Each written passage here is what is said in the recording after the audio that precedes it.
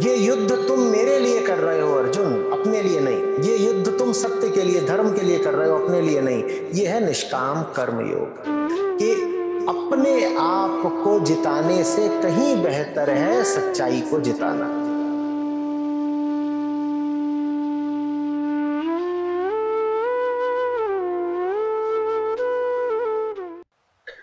शत शत नमन आचार्य जी। आचार्य जी, मुझे इतना समझ आना शुरू हुआ है कि मतलब गीता में स्थान, गीता को ज़िंदगी में लाने के लिए वो ज़िंदगी में आपकी उतरनी चाहिए, जीवन आपका गीता के अनुरूप होना चाहिए, तभी गीता समझ आती है। जैसे आपने मुझे 2-3 बार पिछले 2-3 माह से मार्गदर्शन कर रहे हैं आप मेरा, और सबसे पहले जब कोशिश की अपने रिश्तों को सुधारने की, खासतौर पे अपनी पत्नी के साथ रिश्तों को सुधारने की, उसमें आपने बहुत मार्गदर्शन किया मेरा, और उससे मेरी समझ, मतलब जो आज तक एक थ्योरेटिकल एक समझ थी सिर्फ चीज़ों की, वो काफ़ी हद तक दिखना शुरू हुआ है कि जीवन में कैसे हो रही हैं चीज़ें। जैसे आपने समझाया कि रोल सही चुनना है, हमने जो अपना लाइफ का रोल है। अब उदाहरण के लिए जब आपने कहा था मुझे कि सिर्फ पति नहीं, गुरुपति बनना है धीरे-धीरे, और अब वही चीज़ मुझे मतलब ऐसा प्रतीत होता है कि हाँ, रिश्तों में बहुत मैं सँभल गया हूँ, समझ पा रहा हूँ चीज़ें, और अब मैं वो चीज़ अपने व्यवसाय, अपनी नौकरी और उसमें सब में भी ले जाना चाहता हूँ। इस ज्ञान को जो आपसे सुना, जो आपसे लिया है और जो आपसे मार्गदर्शन मिल रहा है, ठीक है, उस समय एक चुनाव किया कि एक पत्नी आई, बच्चे आए, अब उनकी ज़िम्मेदारियाँ हैं, और एक नौकरी करनी है, घर को, क्योंकि बच्चों के स्कूल की फ़ीस है हर महीने की, वाइफ़ की एक्सपेक्टेशंस हैं, तो लगता है कि हाँ, कि नौकरी करनी तो ज़रूरी है, एकदम से मैं इसको छोड़ के कोई और काम नहीं शुरू कर सकता। तो क्या जो मैं अपने लिए सोच रहा हूँ सही है, क्योंकि मैं वो एकदम से नहीं कर सकता, तो उसकी मुझे तैयारी धीरे-धीरे करनी है, साथ-साथ ये सब करते हुए, क्योंकि वो रोल सही चुनना ज़रूरी है। ज्ञान इतना समझ आ गया कि रोल सही चुनना ज़रूरी है, ज्ञान तभी जीवन में उतरेगा। तो वो रोल चुनने के लिए जो मैं चाहता हूँ चुनूँ अपने लिए, उसकी शुरुआत करने का तरीका मतलब इंस्टेंट तो मुझे नहीं दिख रहा। तो उसमें आपका मार्गदर्शन चाहिए कि कैसे जाया जाए? इस सब, क्योंकि ये जो जीवन है, मतलब सिर्फ़ क्योंकि मुक्ति व्यक्तिगत नहीं, आपने ही समझाया है कई बार अब, और वो भी इस चीज़ को उस उतना नहीं समझते कि वो मेरी इस डिसीज़न को सपोर्ट करें कल को। और हमने अपने घर के खर्चे और सब कुछ इतना रखा हुआ है कि मुझे एक मिनिमम सपोर्ट अमाउंट चाहिए ही चाहिए महीने का। तो इसमें आपका थोड़ा मार्गदर्शन चाहिए कि कैसे आगे बढ़ा जाए? देखिए, एक पात्र है, मान लीजिए कोई ड्रम।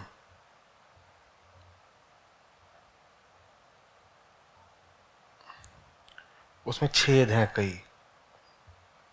छेदों को मान लीजिए अभिव्यक्ति के द्वार।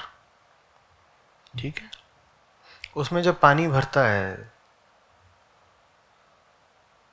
तो पानी सबसे पहले किस छेद से बाहर आएगा?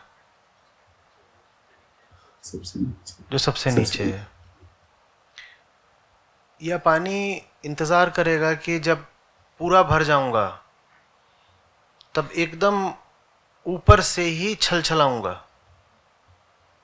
नहीं, पानी कहेगा जो रास्ता अभी उपलब्ध है अभिव्यक्ति का, मैं उस रास्ते का तो समुचित इस्तेमाल कर लूं।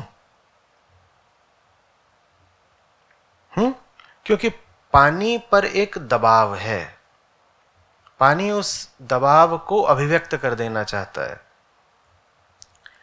यही बात अध्यात्म में, प्रेम में होती है। जो रास्ता मिले उस रास्ते से अभिव्यक्त करते चलिए, और आगे बढ़ते रहेंगे, दूसरा रास्ता भी मिलेगा, तीसरा रास्ता भी मिलेगा, और जब पात्र पूरा भर जाएगा तो पानी मुंह से ही छलकने लगेगा। पात्र के मुंह से भी, आपके मुंह से भी। समझ में आ रही बात? जो रास्ता उपलब्ध हो उस पर तेजी से आगे बढ़ो ना।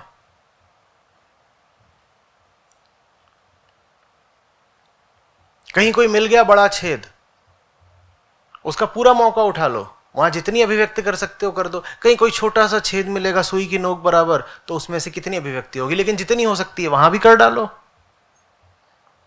जहां जितना मौका मिलता हो उसका अधिकतम सदुपयोग करते चलो ना, और सदुपयोग करते चलोगे तो मौके मिलते चलेंगे।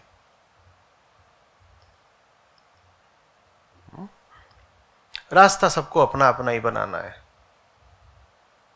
नीयत होनी चाहिए रास्ता बनाने की, और रास्ता शुरू ठीक वहीं से होता है जहां आप इसी पल खड़े हुए हैं। प्रतीक्षा की कोई बात नहीं है। अभिव्यक्ति के रास्ते अनंत हैं।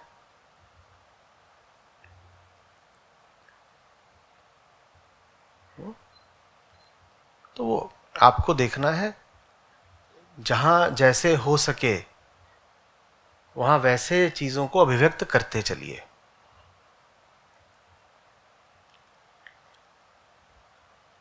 ठीक है, मैं आपको इसमें कोई बहुत स्पष्ट डेफिनेट उत्तर नहीं दे पाया हूं, और दिया जा भी नहीं सकता। इसमें तो बस मैं यही बता सकता हूं कि प्रतीक्षा नहीं करनी है, और छोटे से छोटा मौका भी गंवाना नहीं है।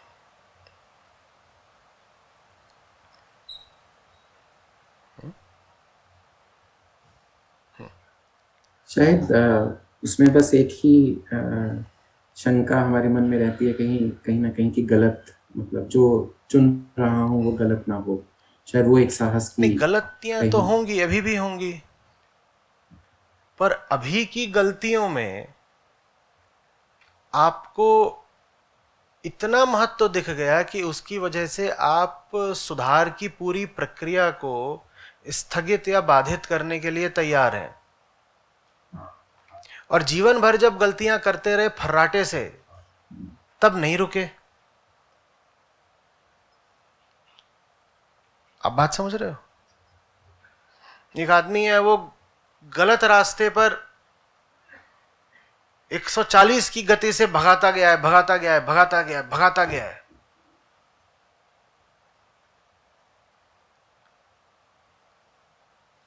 लाल बत्ती आए, गति अवरोधक आए, कुछ आए, वो 140 की गति से भगाता चला गया है। तब उसने ना रास्ते की परवाह करी, ना गाड़ी की परवाह करी, ना उचित अनुचित की परवाह करी। गति जबरदस्त रखी ताकि सही जगह से वो दूर से दूर निकल जाए गलत दिशा में। और अब जब बताया गया है कि भाई मुड़ो, यू टर्न, गलत गए थे, तो वो क्या कह रहा है? अब ना मैं 20 किलोमीटर प्रति घंटा से ज्यादा की गति से नहीं चलूंगा। क्यों? कहीं कोई गलती ना हो जाए। अरे जब 140 पे चल रहे थे वो भी गलत दिशा में, तब ये विचार किया था कहीं कोई गलती ना हो जाए। क्यों नहीं स्पीड बढ़ा रहे? अरे स्पीड ब्रेकर है ना सामने, कितना आगे है? अभी 2.5 किलोमीटर आगे है। तो अभी हम बहुत, देखिए आचार्य जी, हमने अतीत में बड़ी गलतियां की हैं, तो अब हम संभल संभल के कदम बढ़ाना चाहते हैं।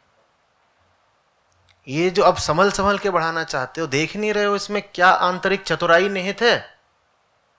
गलत काम सुपरसोनिक गति से होगा, सही काम चींटी की चाल से होगा, और उसमें हम कहेंगे विवेक का तकाजा है। बड़े बूढ़ों ने समझाया है, हड़बड़ी नहीं, हड़बड़ी नहीं करनी है।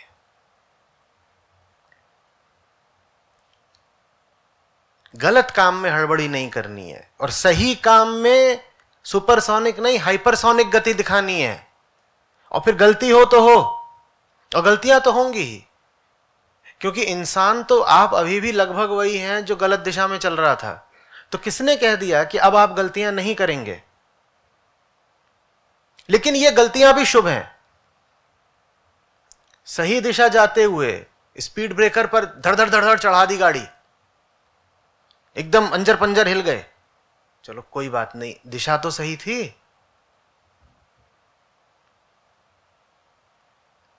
लेकिन हम सारी सावधानियां सिर्फ सही काम करने में दिखाते हैं।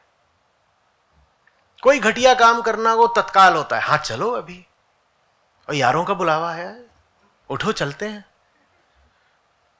महोत्सव आना है, अभी हम विचार कर रहे हैं।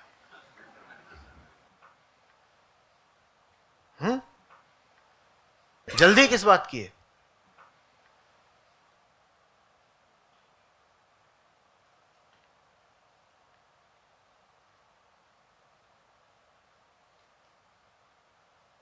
जल्दी का काम शैतान का।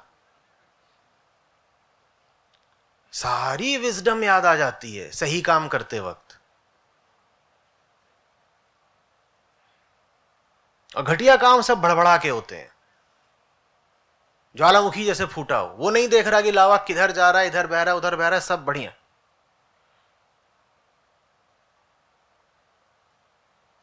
और मैं पहले से ही कह रहा हूं गलतियां होंगी, लेकिन ये गलतियां भी बेहतर हैं उस दिशा से जिस दिशा में आप बिना गलती किए भगे जा रहे थे।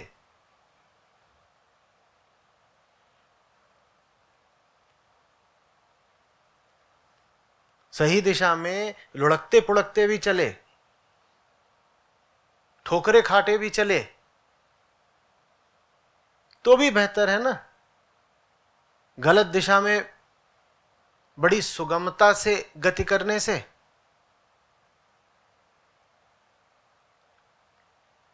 और फिर एक बात बताइए, आपका उम्र भर का अभ्यास किस दिशा में जाने का है? गलत दिशा में जाने का। तो आप पारंगत किस दिशा में चलने के हो गए हैं? आप एकदम सिद्धस्थ हो चुके हैं, हाथ मंझ चुका है, पूरा पूरा अभ्यास है किस दिशा में जाने का। और सही दिशा में आप पहली पहली बार चल रहे हैं, तो गलतियों की संभावना किस दिशा में ज्यादा है, गलत दिशा में या सही दिशा में?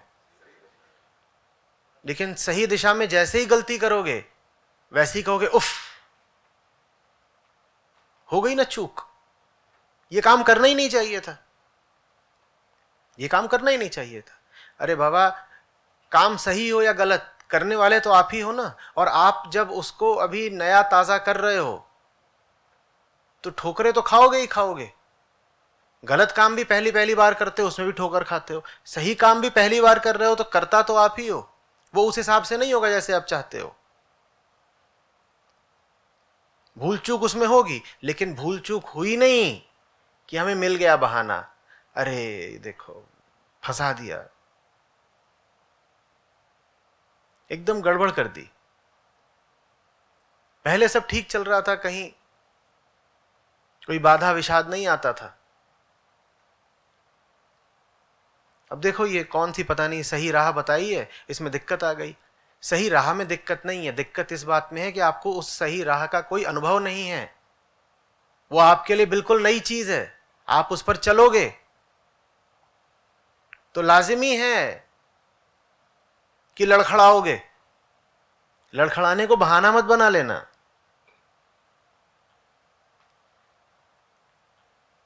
लड़खड़ाना तो एक तरीके से एंट्री टिकट है। जब एक्सप्रेसवे शुरू होता है तो आरंभ में ही क्या आ जाता है, कई बार टोल।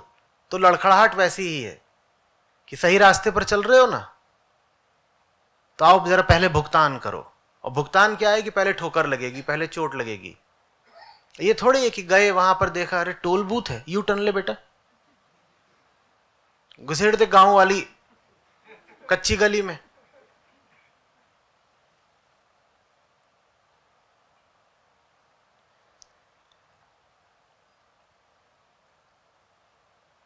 आप में से कई लोगों में कुछ उत्साह का संचार हो गया होगा, जाएंगे कुछ आजमाएंगे, चोट लगेगी, चोट लगी कहेंगे भाग।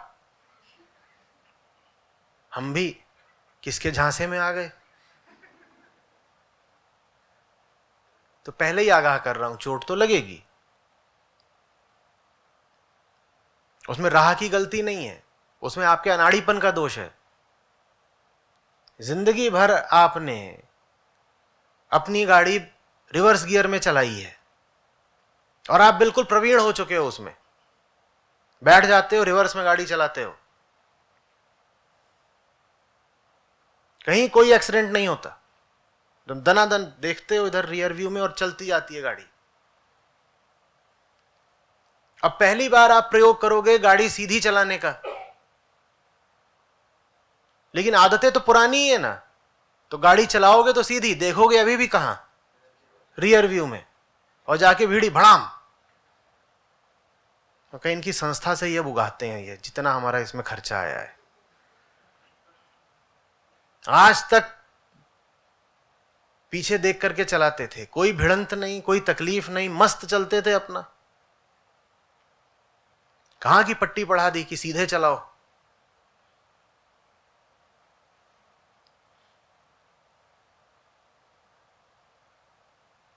अहंकार कहां मानता है उसका दोष है, कुछ भी हो जाए दोष किसी और का है। मैं तो नन्हा सा मुन्ना सा निर्दोष मासूम बेचारा।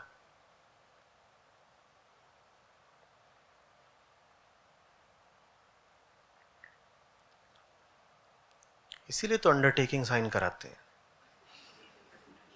कि यहां से जाने के बाद जो भी उपद्रव करोगे जिम्मेदारी तुम्हारी है, यहां मत चढ़ाना कि ये हो गया वो हो गया।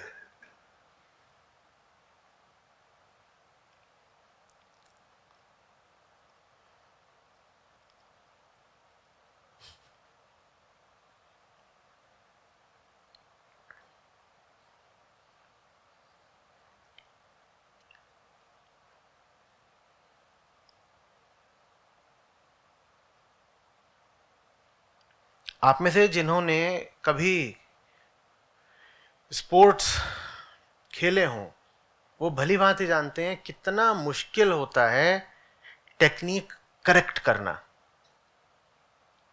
भारत में आमतौर पे आप जब भी कुछ खेलना शुरू करते हैं बचपन में तो कोचिंग वगैरह उपलब्ध नहीं होती, वो आप यूं ही अपने गली मोहल्ले स्कूल में कुछ खेलने लग जाते हैं, क्रिकेट हो, टेनिस हो, कुछ भी हो, स्क्वाश हो, कुछ भी हो। तो आप ठीक से बल्ला भी नहीं पकड़ते या रैकेट नहीं पकड़ते, या आप बॉलर हो तो जैसा आपका बना वैसा आपका एक्शन हो जाता है, आप वैसे ही बॉलिंग करना शुरू कर देते हो। फिर एक स्तर पे आकर के आपको एक कोच मिलता है, और वो कोच आपको इसलिए चाहिए होता है क्योंकि जैसी आपने अपनी टेक्निक बना ली है उसके साथ आपका खेल अब आगे नहीं बढ़ सकता। आपकी जो टेक्निक है उसके साथ आप एक तल तक आ सकते हो, उससे आगे नहीं बढ़ पाओगे। तो फिर आपको क्या चाहिए होता है, एक कोच। और कोच कहता है ये कैसे तुमने रैकेट पकड़ रखा है, ऐसे थोड़ी पकड़ते हैं। और बहुत बहुत मुश्किल होता है रैकेट को सही तरीके से पकड़ना, क्योंकि आप 10 साल से गलत तरीके से पकड़ रहे थे। आगे की बात सुनिए, 10 साल तक गलत पकड़ के ही सही रैकेट को आपने कुछ महारत हासिल कर ली थी, आपका खेल एक तल पर आ गया था। अब कोच आता है, कोच कहता है रैकेट ऐसे नहीं पकड़ना, ग्रिप बदलो, ऐसे पकड़ो, और खड़े भी ऐसे नहीं होते, स्टांस बदलो अपना। आप पाते हो कि अचानक आपका खेल एकदम खराब हो गया है। गलत टेक्निक के साथ ही सही, लेकिन पहले आप कुछ लोगों को हरा लेते थे।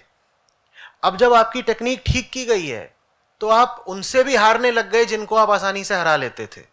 तो आप कोच के पास जाते हो, कहते हो भाड़ में जाए तुम्हारी टेक्निक, मुझे फायदा कहां हो रहा है, मैं तो उन लोगों से भी हारने लग गया जिनको पहले हरा लेता था। और ये निश्चित रूप से होता है, जब आप में सुधार लाया जाता है तो आरंभ में आपका जीवन और आप जिस तरह के परिणाम प्रदर्शित कर रहे होते हैं वो थोड़े खराब होते हैं। इसमें दोष कोच का नहीं है, इसमें दोष आपके जीवन के गलत अभ्यास का है जिसमें आपने महारत कर ली है।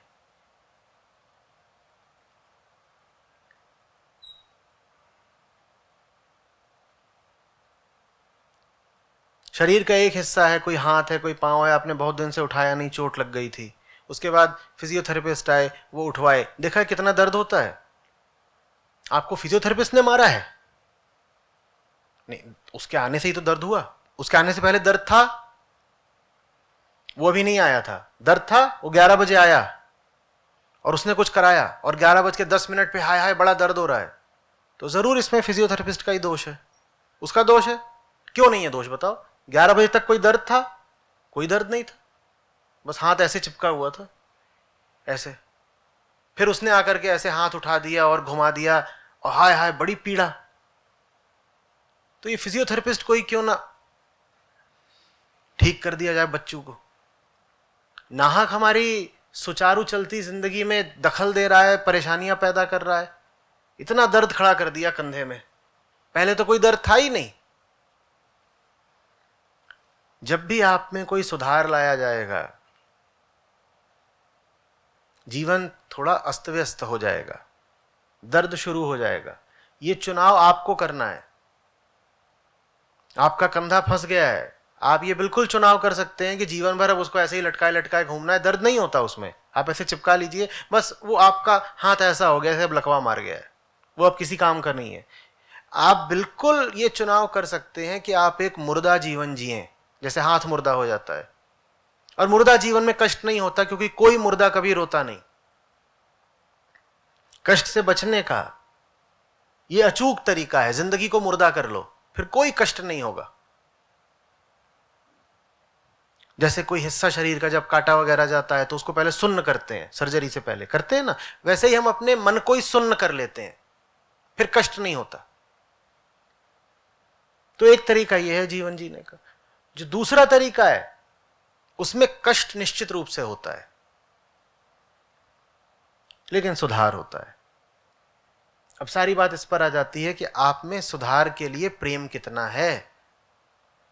जितना आप में प्रेम होगा उतनी ही तबीयत से आप कष्ट को सह लेंगे, स्वीकार कर लेंगे। सारी बात इसमें आती है कि आप में जिंदगी कितनी है, या आप मुर्दा होने के लिए बिल्कुल तैयार बैठे हो। उसी जिंदगी को चेतना कहा जाता है। और फिर ये दो ही तरह के लोग होते हैं, एक जिन्हें जीना होता है, दूसरे जो मर जाने के लिए जी रहे होते हैं। इसको और साफ तरीके से कहूं तो कुछ ऐसे होते हैं जो जी रहे होते हैं ताकि अमर हो जाएं, और दूसरे जो जी रहे होते हैं प्रतीक्षा में कि मौत कब आ जाए। आप किस कोटि के हैं?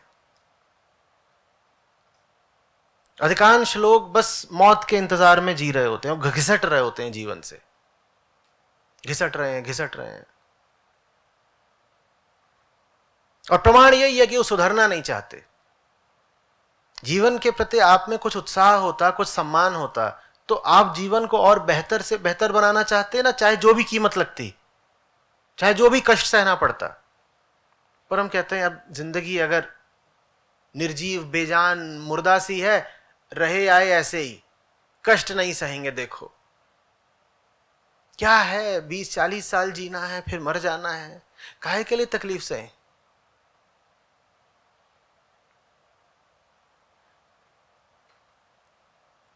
एक जीवंत आदमी की पहचान यही होती है, वो तकलीफों के लिए प्रस्तुत रहता है। बताओ और क्या करना है, बताओ। झेलेंगे, कष्ट बहुत होगा, झेलेंगे। पहले ही पता है कि सही रास्ते पर चलेंगे तो चोट लगेगी, ठोकर लगेगी, गलती होगी।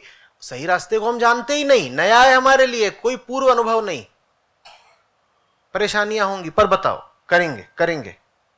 क्योंकि अगर वो नहीं कर रहे तो जी किस लिए रहे हैं? खाने पीने, घर में झाड़ू देने और सो जाने के लिए। क्या किया? खाए पिए, घर में झाड़ू मारा, टीवी देखा, सो गए।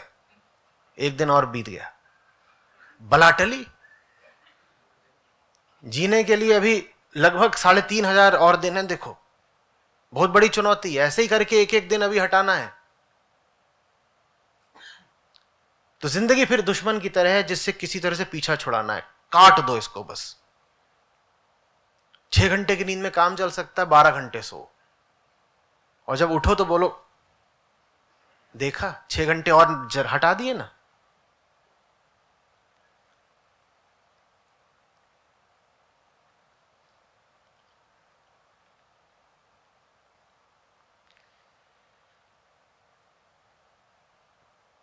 मर जाओगे ना तो कष्ट भी झेलने को नहीं मिलेगा। जितना कष्ट झेल सकते हो मरने से पहले झेल लो। जब आखिरी सांस होगी ना, तब इस बात के लिए भी कल्पोगे कि यार थोड़ी तकलीफ ही दे दो, और कुछ नहीं तो। तब तकलीफ देने वाला भी कोई नहीं होगा।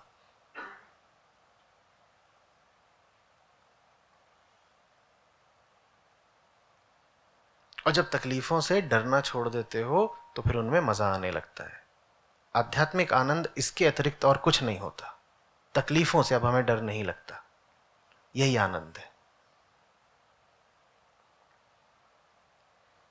हार गए, पिट गए, कोई बात नहीं, रीढ़ नहीं टूटी है, दोबारा खड़े हो जाएंगे।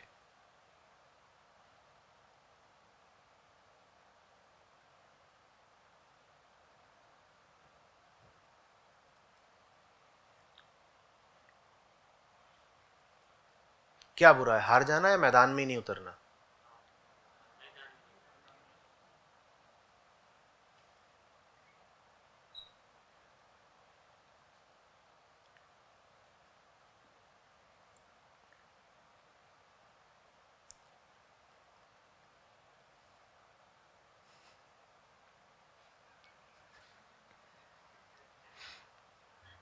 इतना तो आपने पूछा भी नहीं था।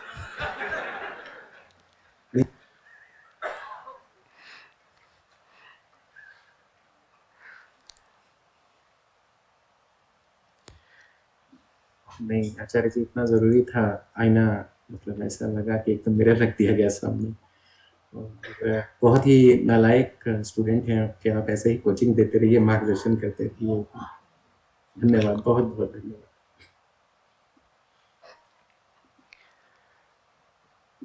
प्रणाम आचार्य जी।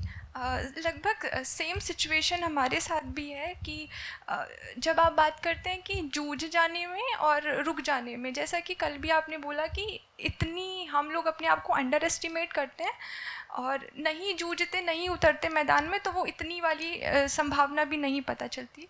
लेकिन एक और बात पे आप चेताते हैं, शायद अगर हम गलत नहीं समझे उसको, कि अगर विवेक की कमी तो है ही, कुछ अगर हमें सही बात पता चल गई है तो एक जुनून आने लगता है कि दौड़ पड़ेंगे, एकदम मैदान में उतर जाएंगे। और एक बार ही आपने एक सेंटेंस का यूज़ भी किया था कि माया के गढ़ में जाकर के चुनौती दे देते हैं हम लोग, तो फिर वो इतनी भी नहीं बचती है, फिर इतना बैकफायर होता है, उतना भी गिर जाते हैं। तो विवेक की कमी है, लेकिन उस मोमेंट पर डिसीजन भी लेना होता है कि कुछ तो करना है। तो वहाँ पर क्या प्रैक्टिस लगेगा या फिर दोनों बातें लगेंगी? देखो, बल्कि दो नहीं, चार बातें लगेंगी। सबसे पहले तो जितना अभ्यास बढ़ा सकते हो बढ़ाओ जी। अभ्यास बढ़ाने के बाद भी गलतियां होंगी, उन गलतियों के लिए तैयार रहो जी। क्रिकेट से उदाहरण देता हूँ, क्रिकेट देखते हो? जी जी। वो क्षण याद करो, एक लेग स्पिनर है, वो गेंद डाल रहा है और जो बल्लेबाज है वो उसको उछालकर मारने के लिए आगे बढ़ रहा है। उस क्षण में उस बल्लेबाज के शरीर का तनाव समझो, उसे कितनी चीजों का ध्यान रखना है। एक छोर पे तो उसे 6 रन चाहिए, और दूसरा छोर ये है कि ठीक से नहीं लगा तो कैच होगा, और तीसरा छोर ये है कि बिल्कुल ही छूट गया तो स्टंप हो जाएगा। उसे कितनी चीजों का ख्याल रखना है। ऐसे खेलना होता है कि छक्का तो मारना है, पर ऐसे नहीं कि अंधाधुंध घुमा दिया। और ये भी नहीं है कि विकेट बचाने के लिए बल्ला ही नहीं घुमाया, बल्ला भी घुमाना है लेकिन विकेट भी बचाना है। जैसे ये बहुत ग्रॉस एग्जाम्पल हो गया कि ये प्रतीत होता है जब ज़िंदगी में हम आते हैं कि कुछ भी रिलेटिवली बड़ा डिसीजन लेना होता है तो दिख नहीं रहा होता है आगे ये सब आने वाला है, बस दिख रहा होता है कि चुनौतियां हैं। तो अगर हम बस ये सोच करके कि ये सही है इस पर उतर जाए, बिल्कुल बैकफायर भी होगा, तो बस हमें तैयार रहना है उसके लिए, क्योंकि बिल्कुल तैयार रहना है और अपनी अधिकतम क्षमता का उपयोग करना है। मैंने 2 बातें बोली, अधिकतम क्षमता का उपयोग करो, लेकिन उसका उपयोग करने के लिए पता होना चाहिए कि अधिकतम क्षमता कितनी है।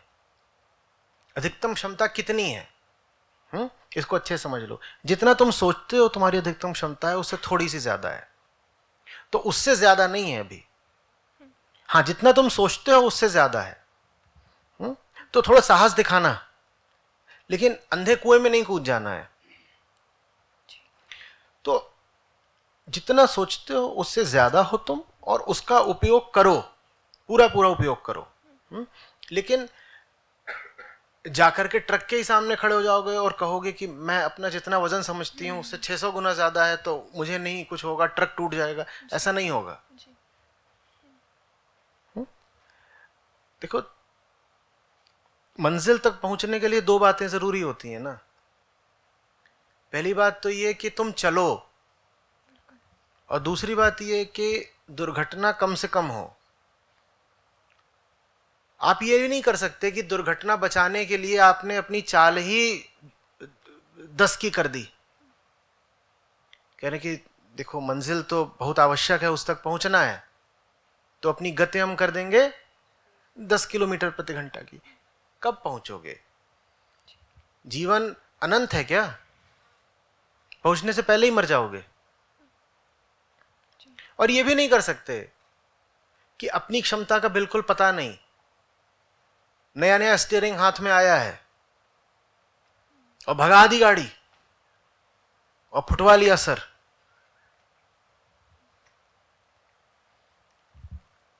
तो मैं एक तरफ तो उत्साहित करता हूं और दूसरी तरफ सावधान भी करता हूं। ठीक वैसे ही जैसे वो जो बल्लेबाज छक्का मारने के लिए आगे बढ़ रहा होता है, उसमें एक और तो उत्साह होता है, दूसरी ओर पूरी पूरी सावधानी। उसे बहुत ऊंची उछाल के मारनी है, स्टैंड में पहुंच जाए इतनी मारनी है, लेकिन उसको यह भी पता है कि इसी क्षण उसका विकेट भी जा सकता है। लेकिन होते हैं बल्लेबाज, वो एक ही पारी में 5-5 छक्के मार देते हैं, 10 भी मारे हुए हैं। और ऐसे भी होते हैं जो पहली बार बल्ला घुमाते हैं और खेल खत्म। जैसे अध्यात्म की शुरुआत में ये विवेक ही है जो इसमें सहायता करता है कि आपको सावधानी रखनी है। इतना विवेक नहीं है, तो बस यही है कि ध्यान रखते रहें कि एक ये भी संभावना रखें कि शायद ये एक्सट्रीम में जा रहा है, और जितना तुम कर सकते हो उससे थोड़ा सा ज्यादा करो। जी। कोई जरूरत नहीं है कि क्रीज छोड़ के एकदम आगे निकल गए और बीच में खड़े हो गए। इतना तो कर सकते हो कि क्रीज में खड़े खड़े ही थोड़ा ज्यादा कोशिश कर ले। हाँ, बॉल गई है, लग रहा है 1 रन आसानी से होगा, थोड़ा ज्यादा तेज दौड़ करके क्या उसको 2 बना सकते हैं? थोड़ा सा अतिरिक्त कुछ कर सकते हैं। थैंक यू, धन्यवाद।